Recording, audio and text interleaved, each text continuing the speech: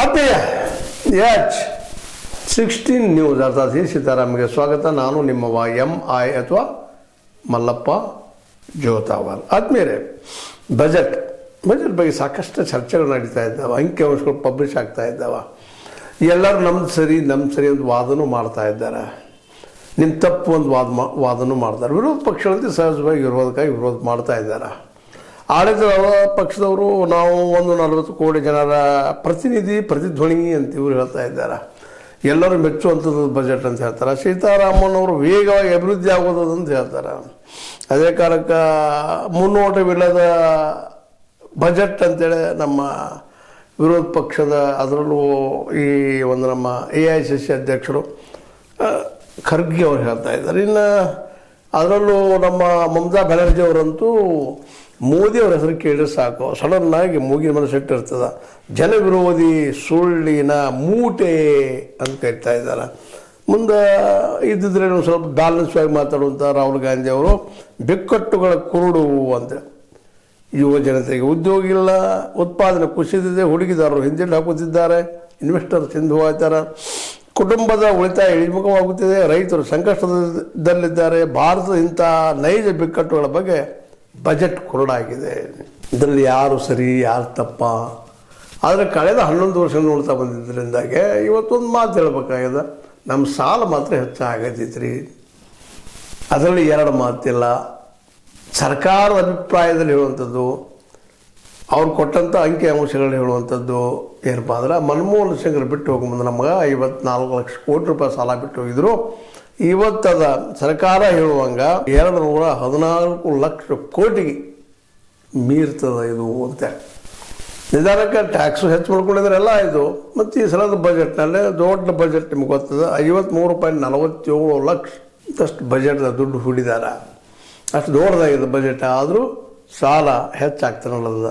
ಈಗಾಗಲೇ UN ಈ ಹಿಂದೆ IMF ಹಿಂದೆ ಹೇಳಿತ್ತು, ಇಲ್ಲ 135 ಲಕ್ಷ ಕೋಟಿಗೂ ಮೀರದ ಸಾಲ ಅಂತೆ. ಆದರೆ ಇವತ್ತು ಸರ್ಕಾರ ಹೇಳಲಿಕ್ಕಂತದ್ದು 215 ಲಕ್ಷ ಕೋಟಿ ಇನ್ನು ಮುಂದೆ ಆಗ್ತದೆ, ಈಗಲ್ಲ ಅಂತೇಳಿ. ಈಗ 188 ಲಕ್ಷ ಕೋಟಿ ರೂಪಾಯಿ ಸಾಲದಂತ ಒಪ್ಕೊಳ್ತದೆ.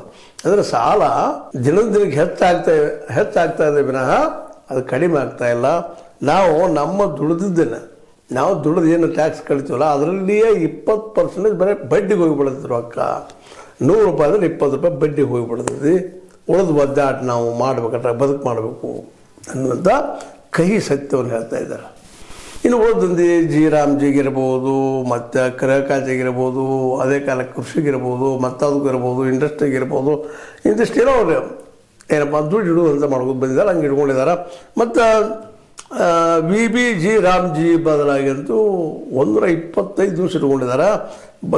ದುಡ್ಡಿಗೆ ಅದಕ್ಕೆ ದುಡ್ಡು ಎಷ್ಟು ಇಟ್ಕೊಂಡ್ರೆ ಬರೀ 95,692 ಕೋಟಿ ರೂಪಾಯಿ ಇಟ್ಟ. ಇದು 2 ದಿವಸ ಬರ್ತದೆ ದುಡ್ಡ ಅನ್ನೋದು. ಅದಕ್ಕೆ ಅವ್ರು ಹೇಳ್ತಾರೆ, ಇಲ್ಲ ರೀ ನಮ್ದು ಅಷ್ಟ ಅಲ್ಲ, ಇದ್ರಾಗ ರಾಜ್ಯ ಸರ್ಕಾರ ಹೂಡ್ತೈತಿ ಅನ್ನುವಂಥ ಮಾತನ್ನು. ರಾಜ್ಯ ಸರ್ಕಾರ 40% ಬರ್ತೈತಿ, ನಮ್ಮದು 95,692 ಕೋಟಿ ಕೊಡ್ತೀವಿ, ಇನ್ನು ಉಳಿದ ದುಡ್ಡು ಅವ್ರು ಹಾಕೊಂಡು ಮಾಡಲಿ ಅನ್ನುವಂಗೆ ಅದ ಧೋರಣೆ. ಯಾವ ರಾಜ್ಯ ಉಳಿದ ದುಡ್ಡನ್ನು ಹಾಕಿ ಮಾಡ್ತದ ಅಂತ ಇಲ್ಲಿ ಪ್ರಶ್ನೆ ನೋಡಿದೆ. ಯಾಕಂದ್ರೆ ಯಾರಾದರೂ ದುಡ್ಡು ಕೊಡೋದು ಬಂದ್ರೆ ಪ್ರಾಬ್ಲಮ್ ಸ್ಟಾರ್ಟ್ ನೋಡ್ರಿ ಎಲ್ಲರಿಗೂ. ನಮಗೆ ಹಂಗಿಲ್ರಿ, ನಮ್ಮ ತೊಂದರೆ ಇದೆ ರೀ, ಬಿಕ್ಕಟ್ಟುಗಳು ಸ್ಟಾರ್ಟ್ ಅದು. ಹಾಗಾಗಿ ಇದು ಎಷ್ಟು ಮಟ್ಟಿಗೆ ಯಶಸ್ವಿ ಆಗ್ತದಪ್ಪ ಇದು ರಾಮ್ಜಿ ಸ್ಕೀಮಾ ನನ್ನ ಪ್ರಶ್ನೆ ಅದ. ಮುಂದೆ ಆದಾಯ ತೆರಿಗೆ ವಿನಾಯಿತಿಯಲ್ಲಿ ಏನಂತಿರೋ ಇವಿಲ್ಲ. ಗೃಹ ಇಲಾಖೆಗೆ 2.55 ಲಕ್ಷ ಕೋಟಿ ರೂಪಾಯಿ ಕೊಟ್ಟಿದ್ದಾರೆ ಗೃಹ ಇಲಾಖೆಗೆ. ಕೃಷಿಗೆ 1.63 ಲಕ್ಷ ಕೋಟಿ. ನೋಡಿರಿ, ಇಲ್ಲೇ ಗೃಹ ಇಲಾಖೆಗೆ 2.55 ಲಕ್ಷ. ಗೃಹ ಇಲಾಖೆ ಅಂದ್ರೆ ದೇಶ ಕಾಲ ಮಾಡುವಂಥ ಇನ್ನುಳಿದ ಖಾತೆಗಳಿಗೆ. ಮುಂದೆ ಅದೇ ಕಾಲಕ್ಕೆ ಕೃಷಿಗೆ 1.63 ಕೋಟಿ ರೂಪಾಯಿ, ಶಿಕ್ಷಣಕ್ಕೆ 1.39 ಲಕ್ಷ ಕೋಟಿ ರೂಪಾಯಿ ಕೊಡೋದು ಹೋಗಿಬಿಟ್ಟಿದ್ದಾರೆ ಒಂದಿಷ್ಟು.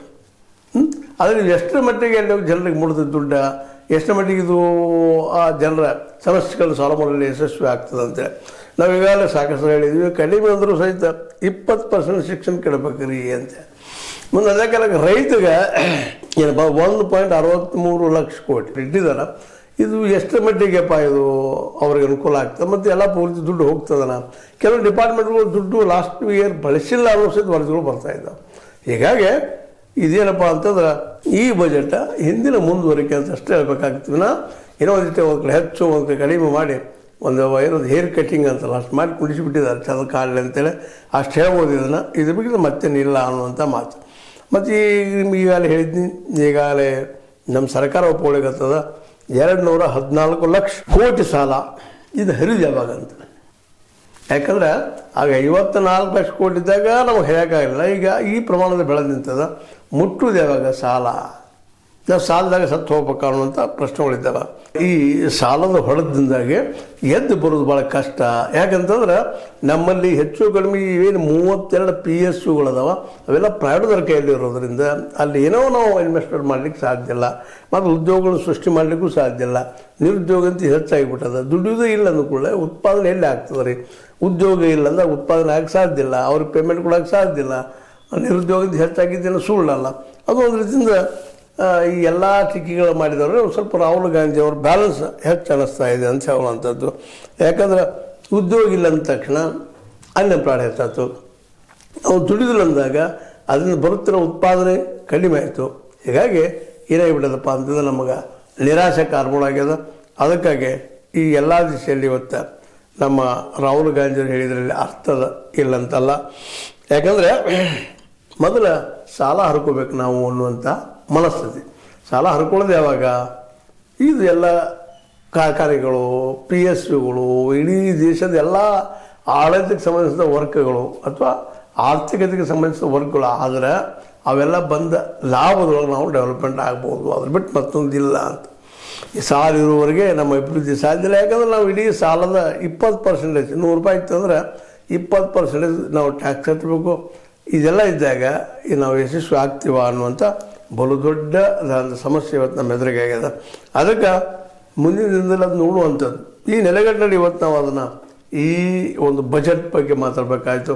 ಮತ್ತು ಈ ಬಜೆಟ್ ಅದರೊಳಗಕ್ಕಿಂತ ಹಿಂದಿನ ಬಜೆಟ್ಗಳಲ್ಲಿ ಸಹ ಸಾಕಷ್ಟು ಘೋಷಣೆಗಳಾಗಿದ್ದಾವೆ ಇಲ್ಲಿ. ಆದರೆ ಆ ಘೋಷಣೆಗಳು ಯಾವುವು ಈಡೇರ್ತಾ ಇಲ್ಲ. ಬಡತನ ಹೆಚ್ಚಾಗಲಿಕ್ಕತ್ತದ. ಶ್ರೀಮಂತನ ಕಡೆ ದುಡ್ಡು ಗುಡ್ಡಿಯಾಗಿ ಹಾಕ್ತಾಯಿದ್ದಾರೆ, ಗುಡ್ಡಿಯಾಗಿ ಹಾಕ್ತಾಯಿದ್ದಾರೆ.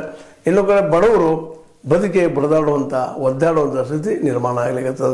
ಇದರ ಇಷ್ಟ ಇಲ್ಲೇ ಬಜೆಟ್ ಮಂಡಿಸುವಂಥವ್ರು ಕೇವಲ ಕೆಲವು ಜನ ಪರವಾಗಿ ಮಂಡಿಸ್ತಾ ಇದ್ದಾರೆ ಅನ್ನುವಂಥ ಮಾತುಗಳು ಕೇಳಿ ಬರ್ತಾ ಇದ್ದಾವೆ.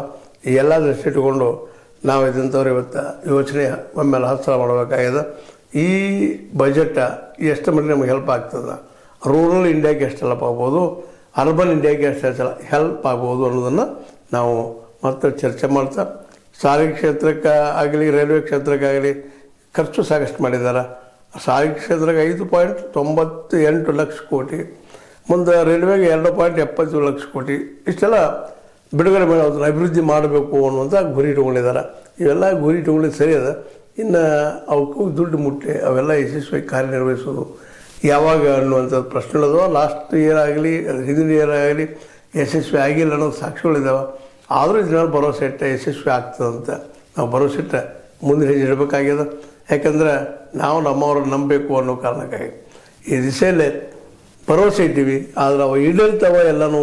ಯಾಕಂದ್ರೆ 20% ಸಾಲ ಹರ್ಕೊಂಡ್ರು ಎಷ್ಟು ಉಳಿತದ ಅಂಥೇಳಿ ಅನ್ನೋದನ್ನು ವಿಚಾರ ಮಾಡಿದಾಗ ನಾವು ಇನ್ನಷ್ಟು ಕ್ರಿಯಾಶೀಲರಾಗಬೇಕು, ಅದು ಹೊರಗೆ ಬರಬೇಕು ಅನ್ನೋದು ಕ್ಲಿಯರ್ ಆಗ್ತಾ ಹೋಗ್ತದೆ. ಎಲ್ಲ ನೆಲೆಗಟ್ಟಲೆ ಏನೂ ಇರಲಿ, ದೂರದೃಷ್ಟಿ ಬಜೆಟ್ದಲ್ಲಿ ಅದನೋ ಇಲ್ಲವೋ, ಆದರೆ ಈ ಬಜೆಟ್ ನಿಶ್ಚಿತವಾಗಿಯೂ ಎಲ್ಲರಿಗೂ ಒಂದಿಷ್ಟು ಮುಟ್ಟಿಸುವಂಥ ಕೆಲಸವನ್ನು ನಮ್ಮ ನಿರ್ಮಲಾ ಸೀತಾರಾಮನ್ ಮಾಡಿದ್ದಾರೆ. ಅವ್ರು ಹೇಳ್ತಾ ಇದ್ದಾರೆ ದೂರದೃಷ್ಟಿ ಅಂತೇಳಿ. ಅದು ಯಾವುದಕ್ಕೆ ಹೇಳ್ತಾರೋ ಗೊತ್ತಿಲ್ಲ. ಒಟ್ಟಿನಲ್ಲಿ ಒಳ್ಳೆಯ ಬಜೆಟನ್ನು ಅವ್ರು ಕೊಟ್ಟಾರನ್ನೋಗಿದ್ರು ಇದ್ದದ್ದು ಹಿಂದಿದ್ರಾಗಿ ಏನಿದಲ್ಲ ಅದ್ರಾಗ ಸ್ವಲ್ಪ ಜೋಡಿಸ್ತಾ ಇದ್ದಾರೆ. ಇವತ್ತು ಎಲ್ಲ ರಾಜ್ಯಗಳು ತ್ರಾಹಿ ಆಗ್ತಾ ಇದ್ದಾವೆ ಅನ್ನೋದು ಅಷ್ಟು ಸತ್ಯದ ಅಂತ ಹೇಳ್ತಾ, ಇದು ನೀವು ಲೈಕ್ ಆಗಿರ್ಬೋದು. ಲೈಕ್ ಮಾಡಿ, ಶೇರ್ ಮಾಡಿ, ಕಮೆಂಟ್ ಮಾಡಿ, ಜೊತೆಗೆ ಸಬ್ಸ್ಕ್ರೈಬ್ ಮಾಡಿ. H16 ನ್ಯೂಸ್ ಅರ್ಥಾತ್ ಹೇ ಸಿದ್ದರಾಮಯ್ಯ ಸತ್ಯದ ಕೈಗೆ ನಡಿ. ವಂದನೆಗಳು.